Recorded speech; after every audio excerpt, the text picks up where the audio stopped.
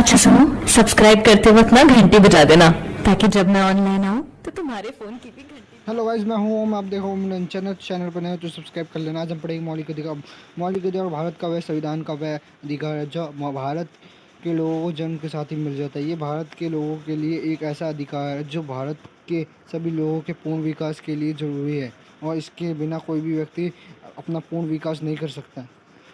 आपको बता दें कि भारत का मौलिक अधिकार अमेरिका से लिया गया है।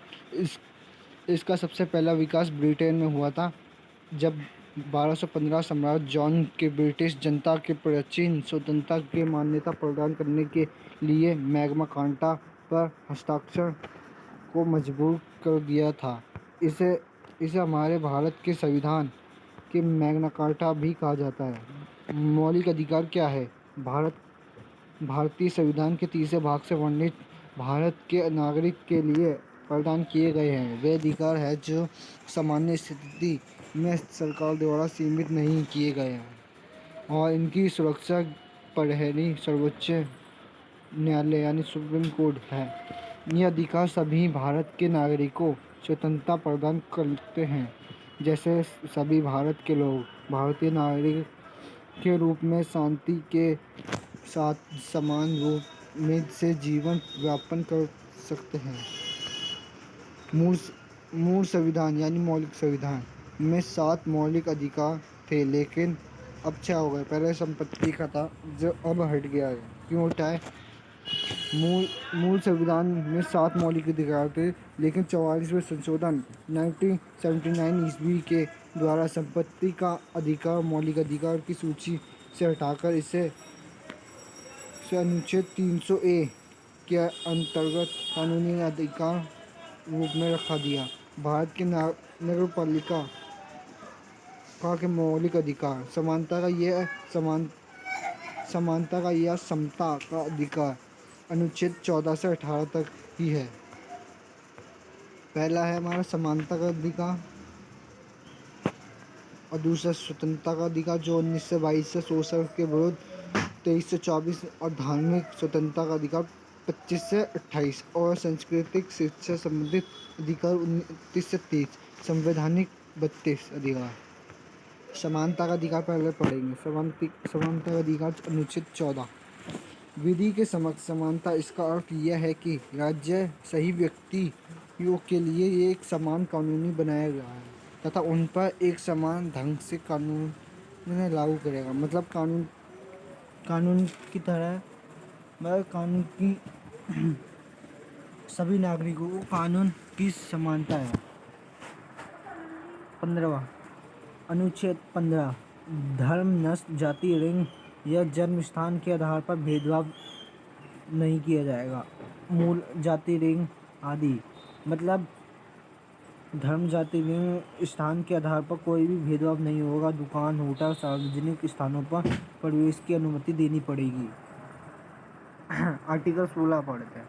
लोक नियोजन एक सरकारी नौकरी का है के विषय में अफसर की समानता। राज्य के अधीन किसी पद पर नियोजन या नियुक्ति संबंधित विषयों में सभी नागरिकों के लिए अफसर की समानता होगी। अब बात है अनुसूचित जाति, अनुसूचित जनजाति एवं पिछड़े वर्ग, यानी जो सरकारी नौकरी होती है उसमें सब समान है, मगर इसमें अपवाद दिया गया है। जैसे SC ST को थोड़ी सी छूट दी जाती है।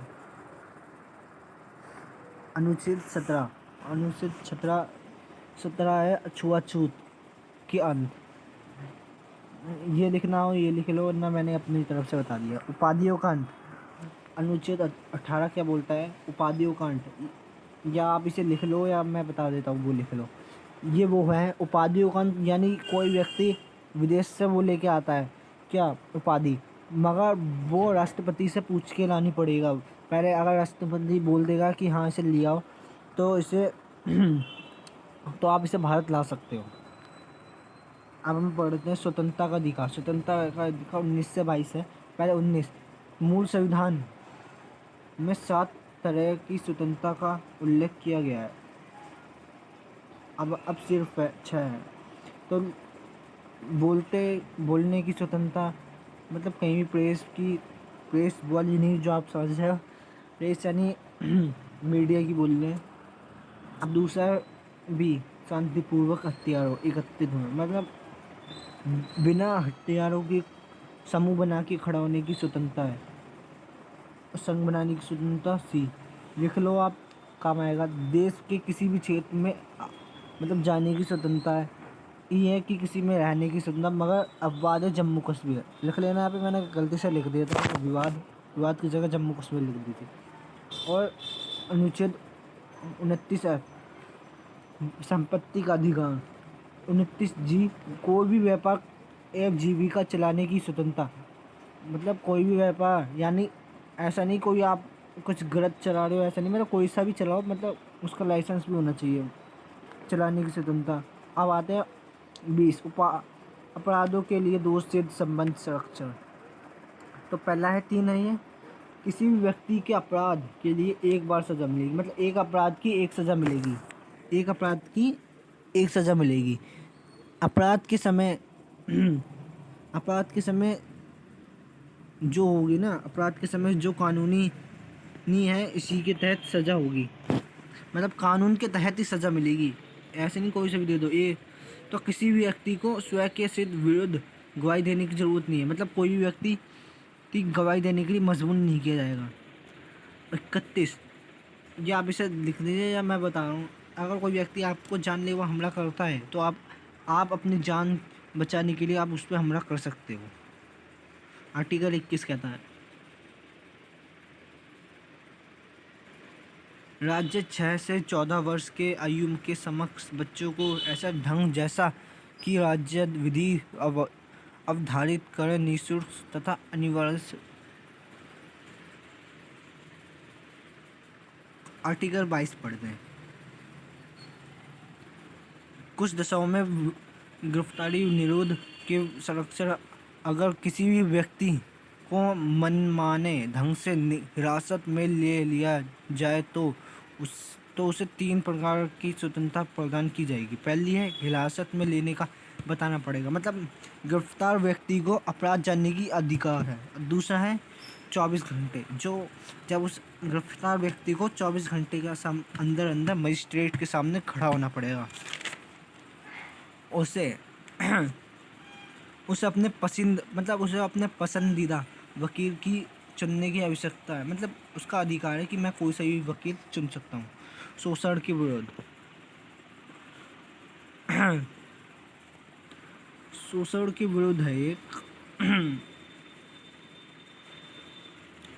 भारतीय संविधान के अनुच्छेद 22 के खंड 3, 4, 5 तथा 6 तत्संबंधित प्रावधानों उल्लेख है। निवारक कानूनी अंतर्गत किसी भी व्यक्ति को अपराध करने की पूर्व गिरफ्तार किया जाएगा। ये लिख लीजिए, आप लिख लीजिए एक बार।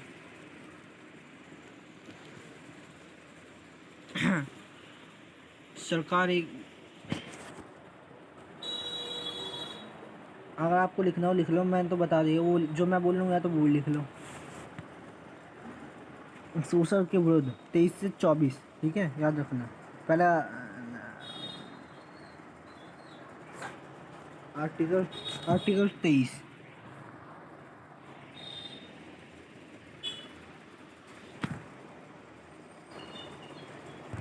इसके कहने का मतलब यही है कि जबरन श्रम के लिए किसी को मजबूर नहीं किया है कि तुम यहाँ पे वो करो, श्रम मजदूर नहीं बनाया जाएगा, उनका काम नहीं करवाया सकता, और बाल मजदूरी नहीं करवाई जाएगी।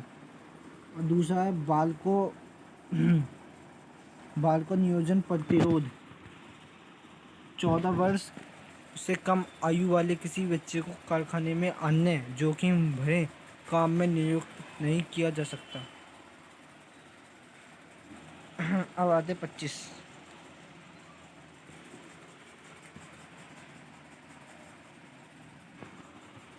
इसके कहने का मतलब यही है, अपने धर्म के तरीके से अपना जो धर्म कहता है वो पालन कर सकता है। 25 यही कहता है। और ये है 26, धर्म बदलने का अधिकार है, मतलब कोई भी व्यक्ति अपना धर्म बदल सकता है। उस राज्य की किसी भी व्यक्ति को एक ऐसे कर देने के बाध्य नहीं कर सकता, जिसका आय किसी विशेष धर्म अथवा धार्मिक संप्रदाय की उन्नति या विशेष पोषण में व्यय करके करके लिए विशेष रूप में निश्चित कर दी गई है। आर्टिकल 28 यही कहता है कि पूजा पाठ, सत्संग या धर्म प्रचार करने की स्वतंत्रता है।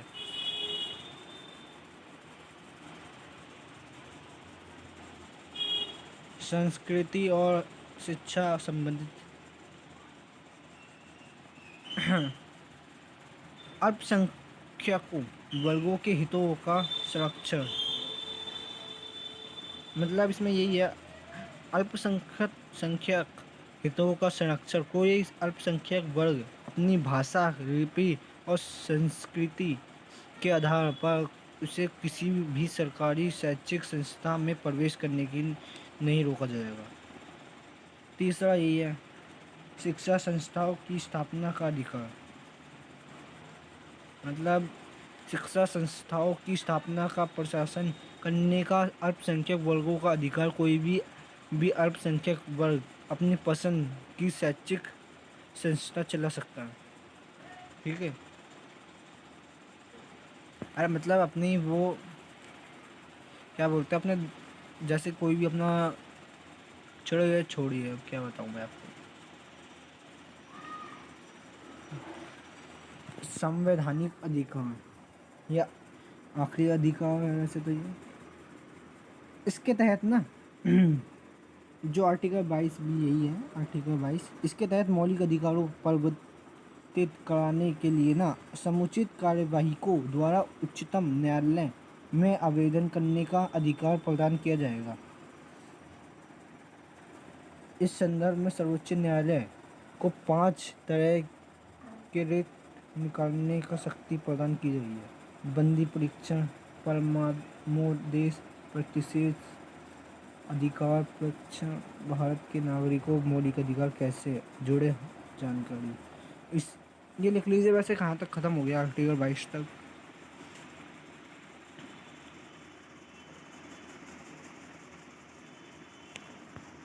अगर ये वीडियो आपको अच्छी लगी हो पहले लिख लीजिए आप। अगर आपको ये वीडियो अच्छी लगी हो तो इस चैनल को सब्सक्राइब कर दो और लाइक कर दें और कमेंट कर देना अगर कोई मैंने गलती की हो तो यहाँ तक के लिए bye bye, tata, see you.